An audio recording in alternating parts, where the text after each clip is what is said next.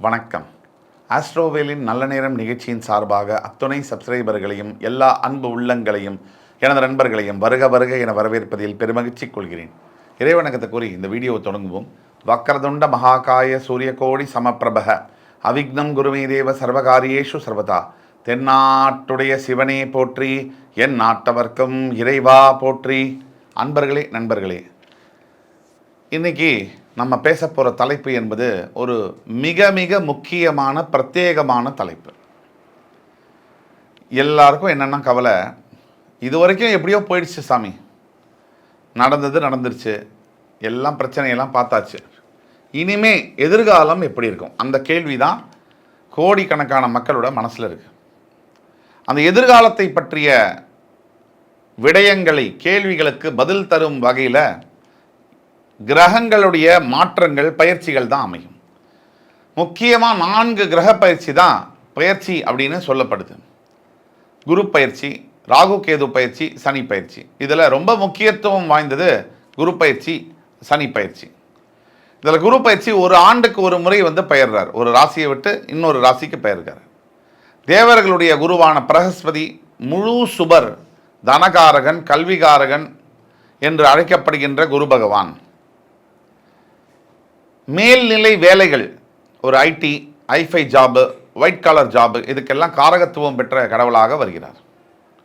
இந்த குரு பகவான் வருகின்ற ஆண்டு, இந்த ஆங்கில புத்தாண்டில் ஏப்ரல் 30 பெயர்ந்து மேஷராசியிலிருந்து பெயர்ந்து ரிஷபராசிக்கு செல்லவிருக்கிறார்.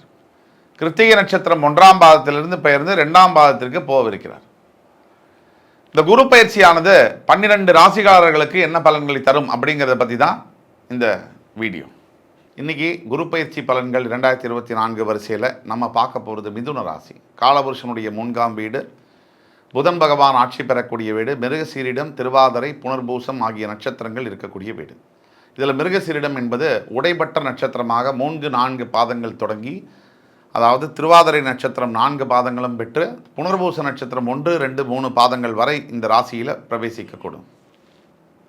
இப்போ இந்த மிதுன ராசி அன்பர்களை பொறுத்த வரைக்கும் ரொம்ப முக்கியமான குரு பயிற்சி இது. எப்படின்னு கேட்டிங்கன்னா, எப்பவுமே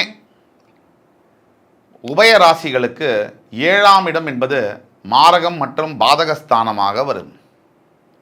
அந்த அடிப்படையில் குரு பகவான் 7ஆம் இடத்திற்கு அதிபதியாக, தனுசு ராசிக்கு அதிபதியாக வருகிறார். அப்போ மாரகஸ்தானம்னா என்ன, பாதகஸ்தானம்னா என்ன?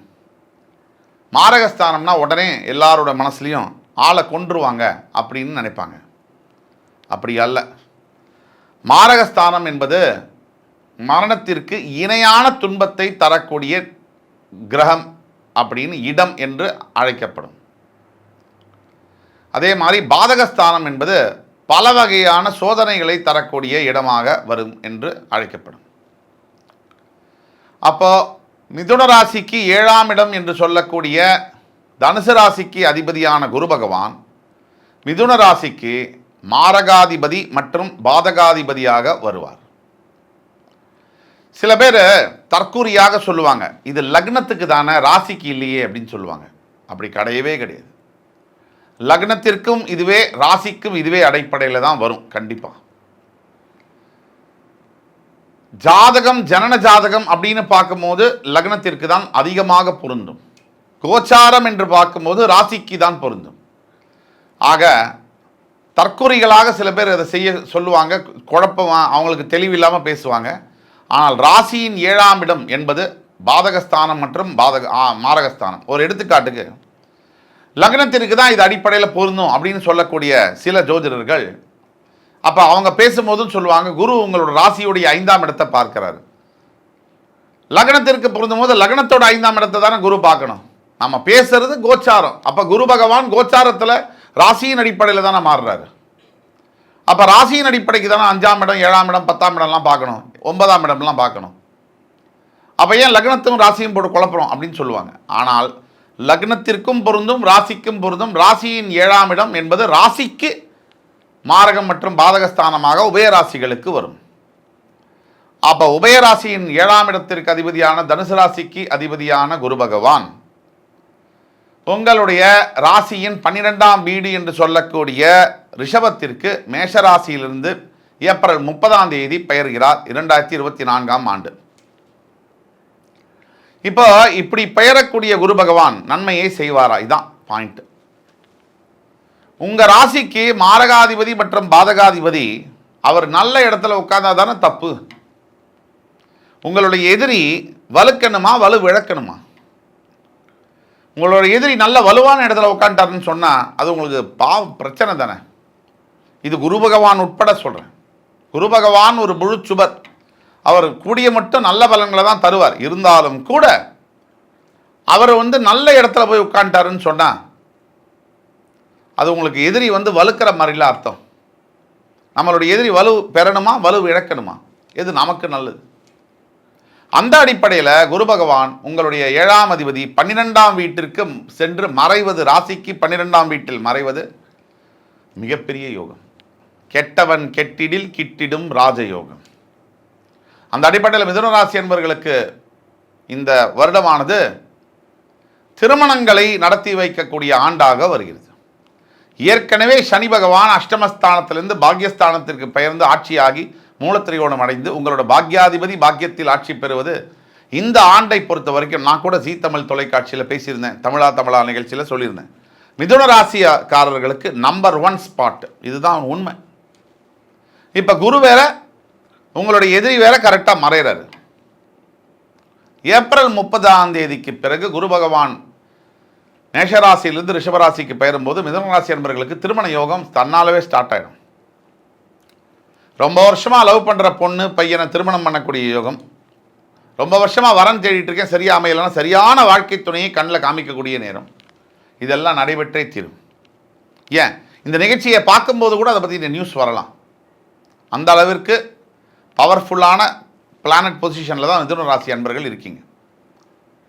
படாத அவஸ்தை, கொஞ்சம் நெஞ்சம் இல்லை, வாயில் சொல்ல முடியாத அளவுக்கு கவலைகள், பொருள் பிரச்சனை, பணத்தில் கடனில் அவமானப்பட்டு அசிங்கப்பட்டு, கணவன் மனைவியால் அசிங்கப்பட்டு அவமானப்பட்டு அவசொல் வாங்கி போலீஸு ஸ்டேஷனு கேஸு வம்பு வழக்கு வேலை இழந்து குழந்தைங்களை பிரிஞ்சு உடல் ஆரோக்கியத்தில் பிரச்சனையாகி தாய் தந்தையை இழந்து அதிகப்படியான அவஸ்தைகளைப்பட்ட மிதுனராசி என்பவர்களுக்கு ஒரு விடிவெள்ளி ஆண்டாக தான் இந்த 2024ஆம் ஆண்டு வருகிறது.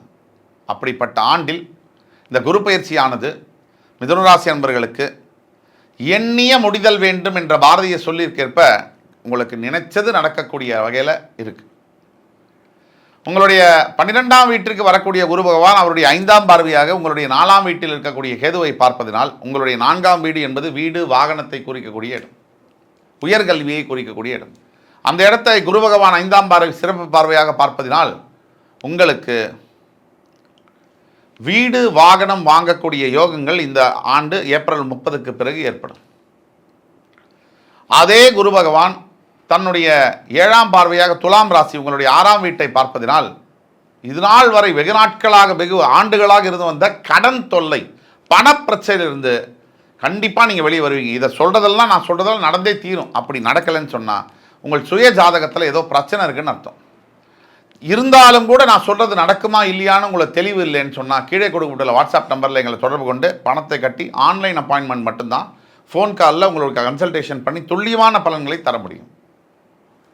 ஆக உங்களுடைய 8ஆம் வீடு ஆயுள் ஸ்தானம் மகர ராசியை அவர் 9ஆம் பார்வையாக சிறப்பு பார்வையாக பார்ப்பதனால் ஆயுளை நீட்டிப்பார், ஆரோக்கிய பிரச்சனையை அறவே அறுத்தெடுப்பார்.